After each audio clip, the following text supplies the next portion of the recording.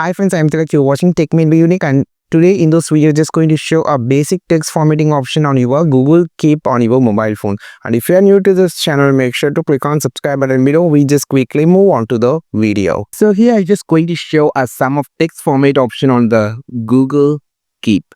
So just going to show a text format.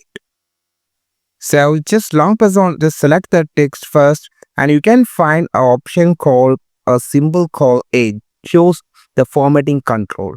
Click on this. Now you have the option to make it as heading 1 or heading 2 or normal text. And here you have option for making it as bold or italic, also underline. Just swipe side. Here you have this option called to clear formatting.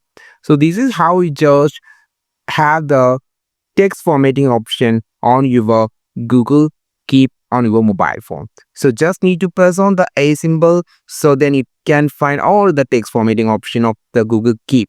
I think this video helped you a lot. Like this video, share this video, subscribe this channel. We will meet on next video with a super valuable content. This is Tilak signing off from Tech Made by Unique. Have a wonderful day.